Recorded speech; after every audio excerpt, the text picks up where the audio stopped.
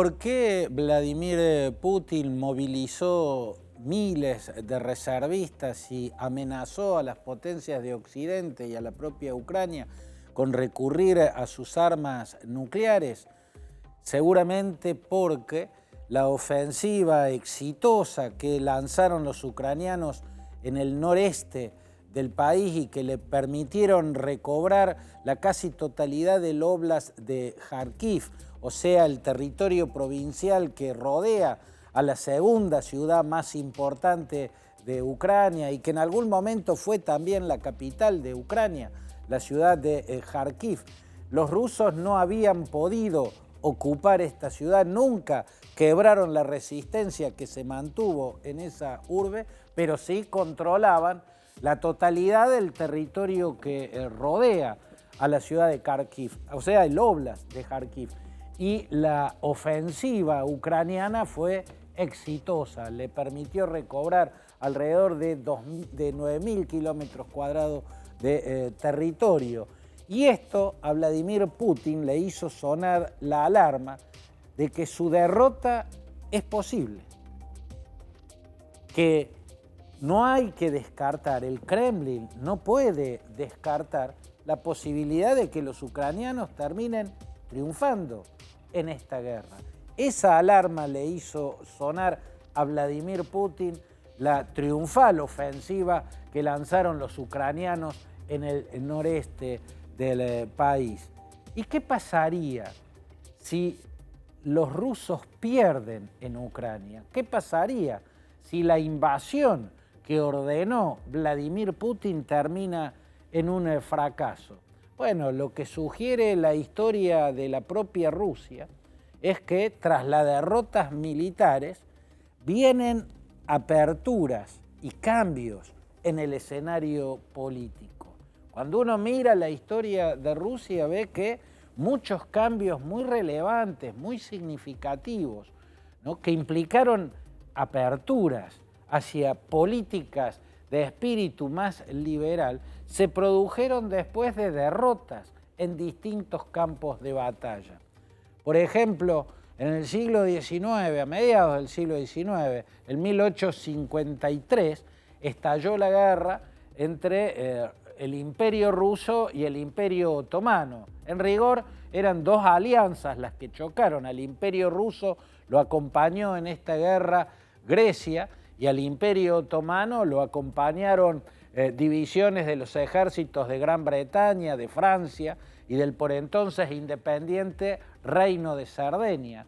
Aquella guerra que comenzó en 1853 y se conoce como la Guerra de Crimea, porque Crimea fue el epicentro del conflicto, aquella guerra la ganó el Imperio Otomano apoyado por británicos, franceses y el Reino de Cerdeña, o sea, la perdió el Imperio Ruso. ¿Y qué vino a renglón seguido de la derrota de aquella guerra, la Guerra de Crimea?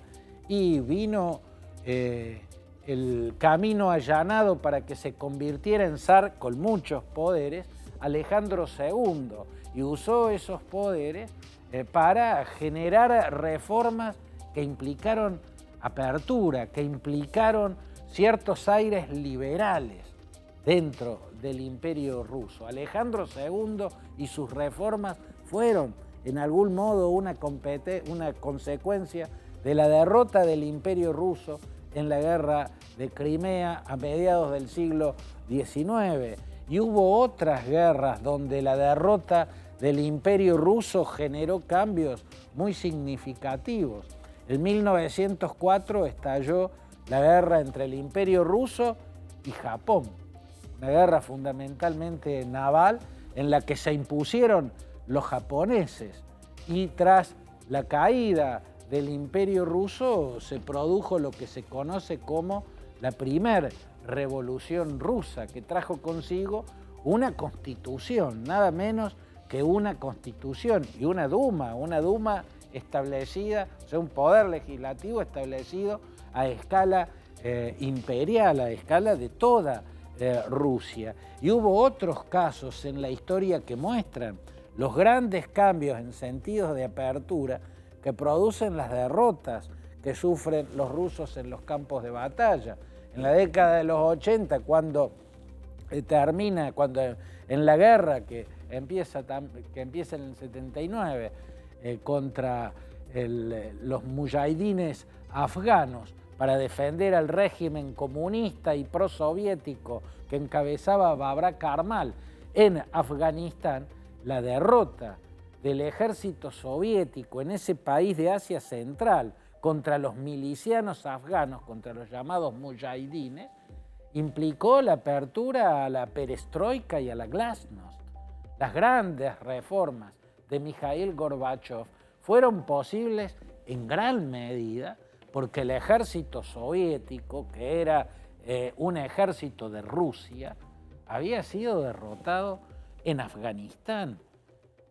Y luego se produce otra derrota más, la derrota de Rusia en la primera guerra de Chechenia, ahí en el corazón del Cáucaso.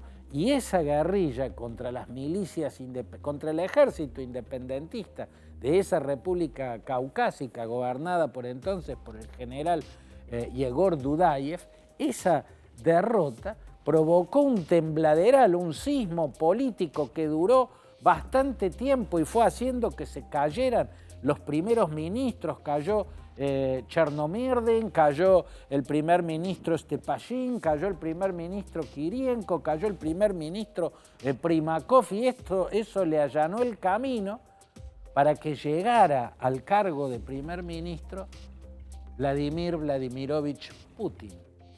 O sea, fue un cambio muy significativo, y lo que vino a renglón seguido con la gestión de Putin como primer ministro también fue muy significativo. Putin ordenó la política, que era un desastre total bajo la presidencia de Boris Yeltsin.